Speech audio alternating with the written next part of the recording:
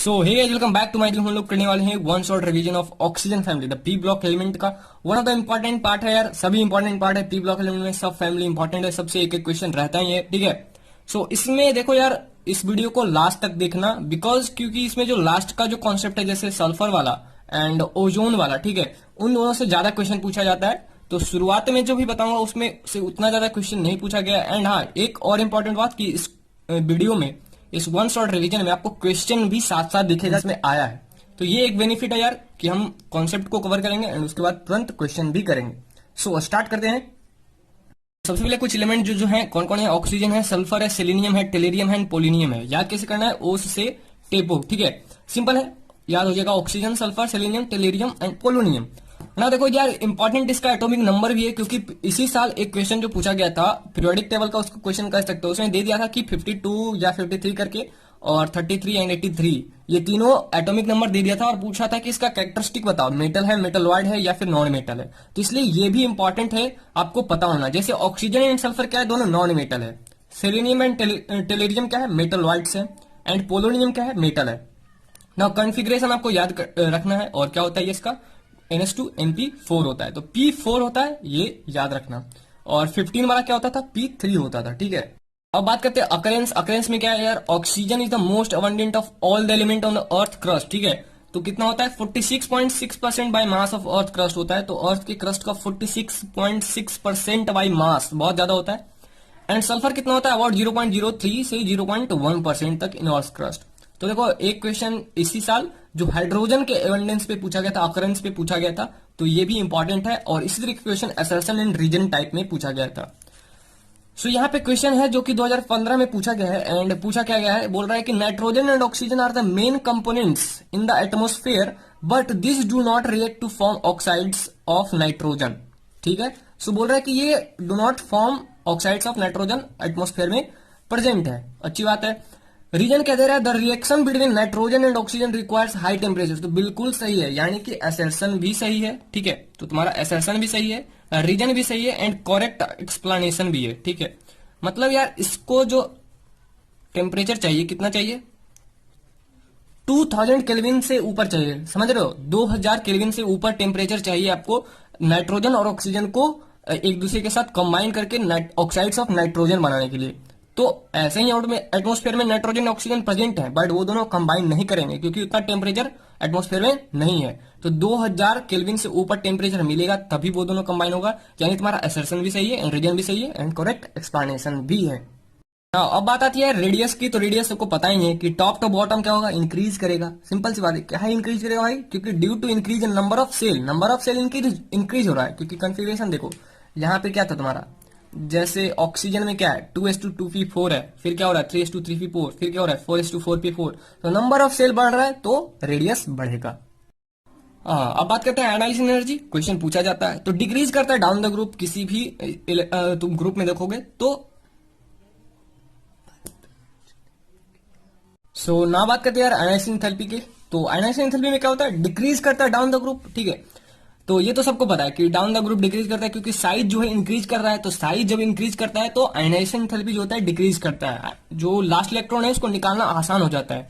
But यहाँ पे ये पॉइंट इंपॉर्टेंट है कि ग्रुप 15 का ग्रुप 16 से ज्यादा होता है। यूजुअली क्या होता है यार कि अलोंग द पीरियड ना इंक्रीज करता है, बट ग्रुप 15 का ज्यादा होता है ग्रुप 16 से। जैसे कि नाइट्रोजन का ज्यादा होता है ऑक्सीजन से। क्यों होता है, यहाँ पे तुम्हें ये देखना होगा, इसका कॉन्फ़िगरेशन, इलेक्ट्रॉनिक कॉन्फ़िगरेशन क्या होता है, हीलियम 2s2 2p3 और इसका क्या होता है 2s2 2p4। तो 2p3 जो होता है वो क्या होता है, हाफ फील्ड होता है। और हमें पता है कि हाफ फील्ड जो होता है वो एक्स्ट्रा स्टेबल होता है। तो इसी के कारण यहाँ पे ग्रुप 15 का जो आयनाइजेशन एनर्जी होगा वो ग्रुप 16 से ज्यादा होता है।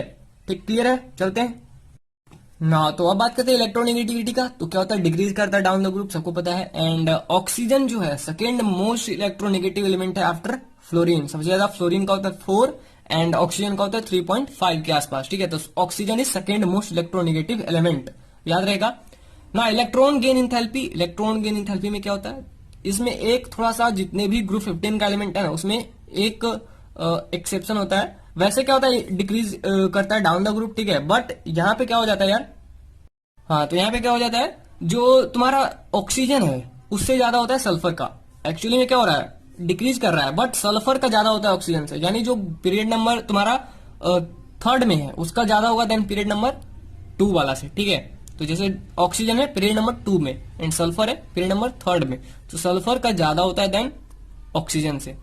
तो अगर इसका ओवरऑल देखा जाए ऑर्डर क्या हो जाएगा, सल्फर का, देन सेलेनियम का, टेरिलियम, पोलिनियम, देन ऑक्सीजन। सबसे कम होता है ऑक्सीजन का, ठीक है।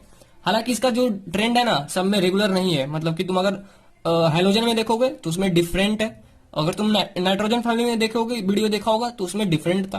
तो ये यहाँ पे इंपॉर्टेंट पॉइंट है, इसको याद रखना। इलेक्ट्रॉन गेन इंथैल्पी क्या होता है, ये ऑर्डर याद कर लो, ठीक है, क्वेश्चन आ सकते हैं ना। अब बात करते हैं ऑक्सीडेशन स्टेट का। तो stability of -2 oxidation state decrease down the group, ठीक है। तो यानी यार देखो यहाँ पे स्टेबिलिटी जो -2 का है ना वो सिर्फ ऑक्सीजन ही शो करता है, बाकी सब शो भी नहीं करता है। जैसे अगर बाकी सब जो होता है क्या क्या शो करता है, +2, +4 एंड +6, बट ऑक्सीजन जो है, ऑक्सीजन क्या करता है, shows only negative oxidation state -2 accept इन OF2। OF2 में ये +2 शो करता है, ठीक है। तो OF2 में ही सिर्फ ये +2 शो करता है, बाकी कहीं पे भी oxygen positive oxidation state show नहीं करता है।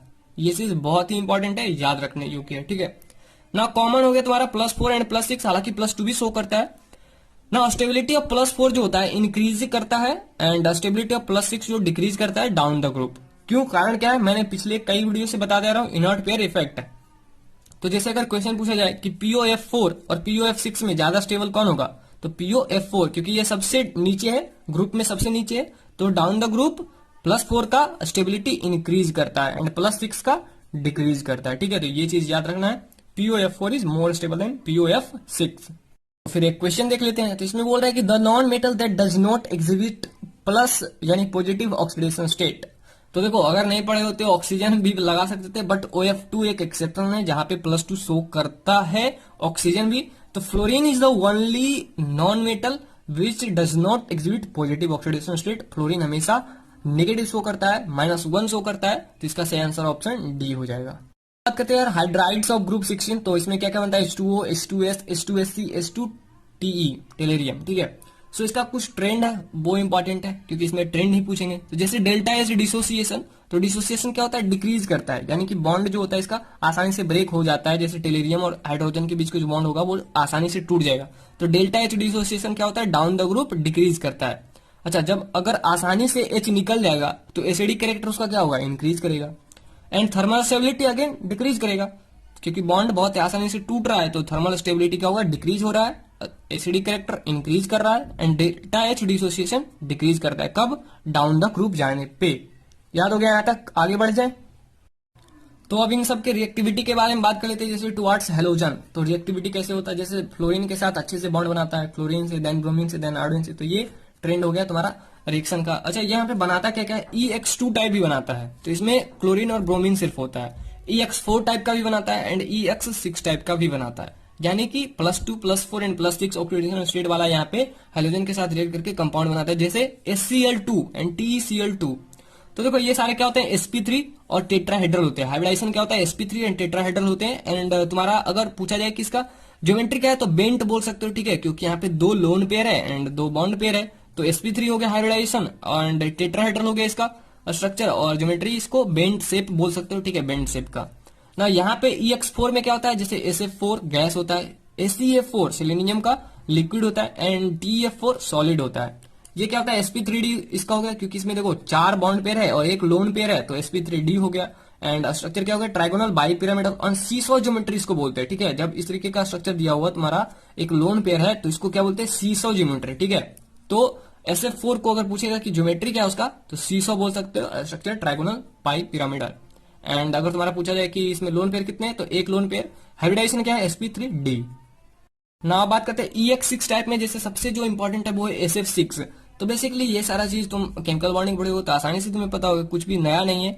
गैसियस इन नेचर होता है, जितने भी तुम्हारा EX6 टाइप जो मॉलिक्यूल होता है, यानी कि तुम्हारा कंपाउंड होता है, वो क्या होता है, गैसियस इन नेचर होता है। और ये सारे ऑक्टाहेड्रल होते हैं। स्ट्रक्चर तुम्हारा इस तरीके से हुआ है SF6, तो ये क्या हो गया, ऑक्टाहेड्रल हो गया, ठीक है। तो SF6 क्या होता है, ऑक्टाहेड्रल होता है।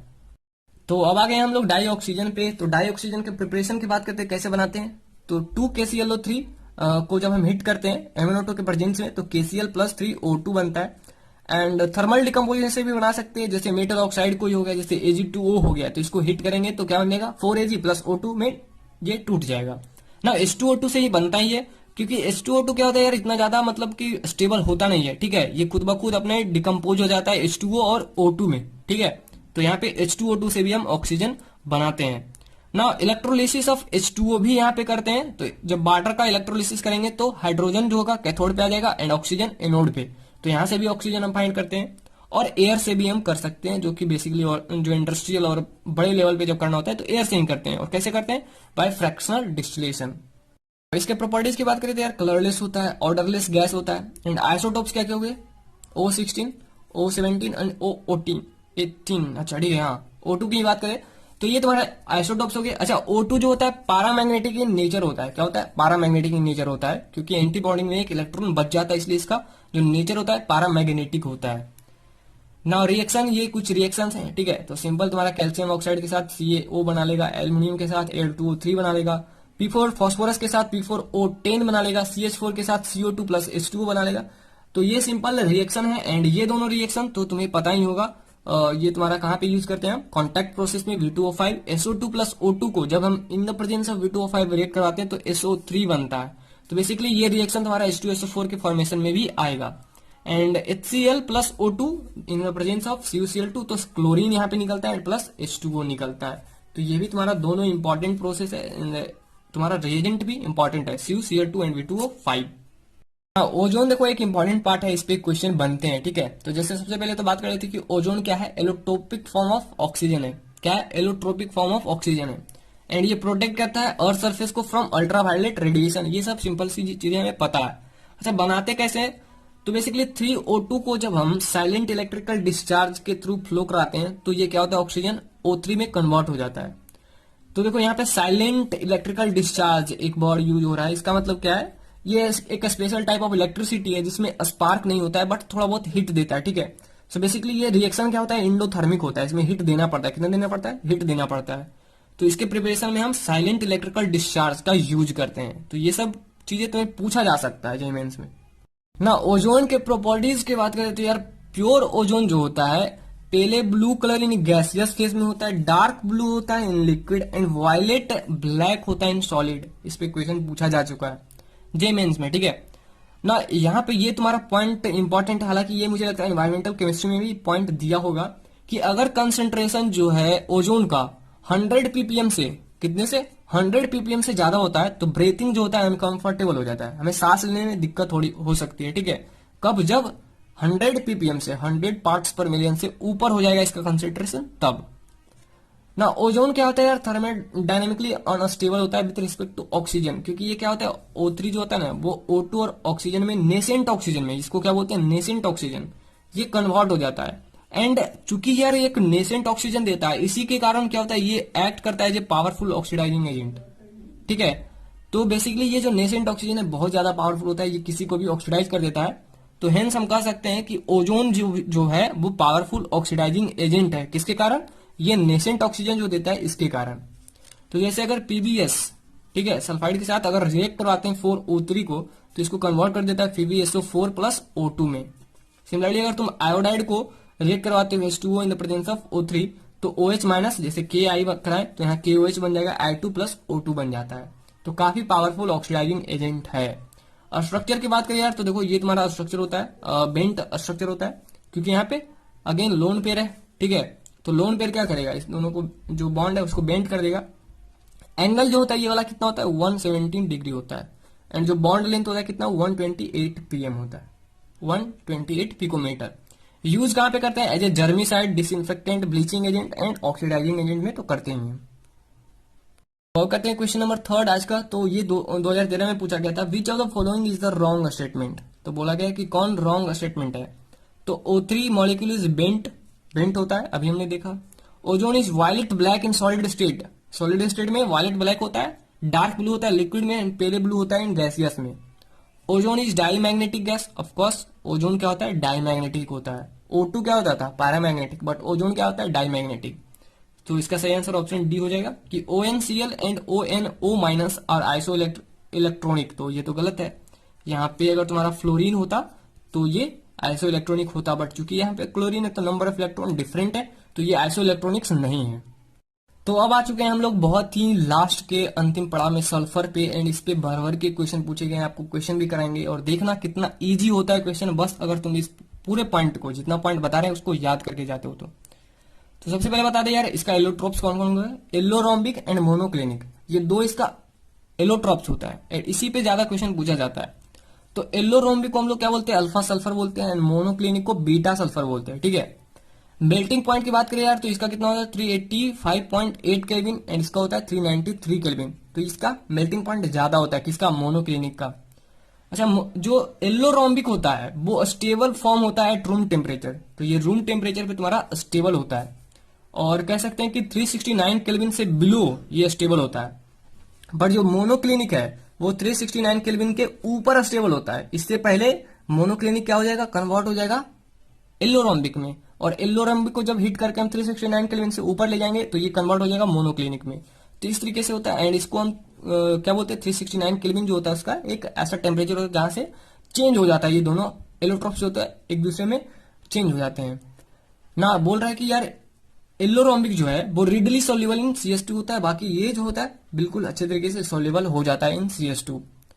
अच्छा, बनाते कैसे हैं ये इंपॉर्टेंट है। Form by evaporating the solution of roll sulphur. Roll sulphur मतलब वही रॉ टाइप सल्फर, ठीक है, मतलब समझ रहे हो, रॉल सल्फर कुछ अलग वर्ड नहीं है, सिंपल है। अच्छा, इसको कैसे बनाते हैं? जब हम एल्लोरोम्बिक को ही हीट करते हैं एंड देन कूल करते हैं तब हमारा मोनोक्लिनिक बनता है। तो form by heating and cooling rhombic sulphur ना, दोनों जो है रोम्बिक एंड मोनोक्लिनिक दोनों में एसिड मॉलिक्यूल होते हैं। सो बेसिकली कम टेम्परेचर पे है, तो कम टेम्परेचर में जो मॉलिक्यूल होता है वो एसिड ही होता है, ठीक है। अबाउट 1000 केल्विन के आसपास जाते हैं तब जो मॉलिक्यूल गैस होता है वो H2 होता है, प्रीडोमिनेंट, ठीक है। तो जैसे यहाँ पे एसिड क्या होता है? क्राउन शेप इसका रिंग होता है, तो ये तुम्हारा स्ट्रक्चर हो गया क्राउन शेप, एंड एंगल कितना होता है? 107 डिग्री, एंड बॉन्ड लेंथ होता है 204 pm, एंड A6 जो होता है वो चेयर फॉर्म में होता है, एंड इसका एंगल कितना होता है? 102.2 डिग्री, एंड बॉन्ड लेंथ कितना होता है? 205 pm।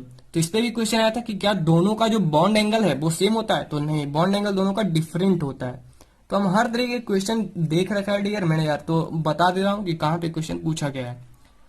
अच्छा, बात करते हैं यार एट एलिवेटेड टेम्परेचर, तो 1000 केल्विन से ऊपर या आसपास जब जाते हैं तो H2 जो होता है वो प्रीडोमिनेंट स्पेसीज होता है, वहां पे A6 और एसिड तुम्हारे नहीं मिलेगा तुम्हें, ठीक है।